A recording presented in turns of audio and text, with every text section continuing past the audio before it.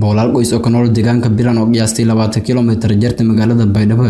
ee ku faa'iideysan gargaar biyo dhaamiyo deersidii hay'adda Jawari Foundation gargaarka walanka talagalay inta la ka caawiyo qoysaska deegaanka oo muddooyinkii dambe la daalay biyo yaraan iyo hay'adda deersidii biyo nadiif ah sallan yaray dhibaatada bulshada ku kulmaan biyo yaraanta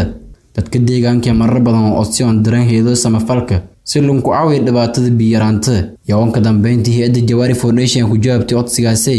arkumada dadka deegaanka ku faa'iideysay gargaarka biyo dhaaminta yaan ku macdalin hay'adda Jawari Foundation iyo tilmaameen in biyo walweyn ku tara doonaan baahida aan qabaan biyo nolol maalmeed wali bareegatiyada Biran Abdullahi Aamin hay'adda Jawari Foundation odsani sabbiyaaj labaad odsani halin ku jibaabti mahadsi Abdulaziz hadda wali biyo yamin kooyan iyo jiilal kala yiri boqol بيقولوا دكتور إسكوبار بيقولوا لي يبين ولا بق أتذكر حتى الأندرس الآن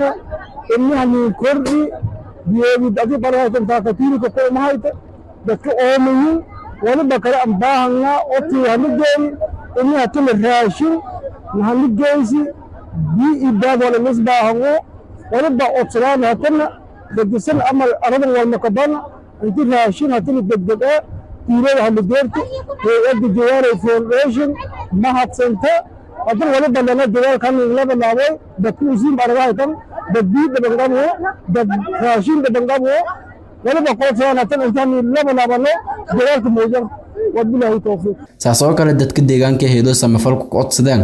in la hadeersi gargaar raashin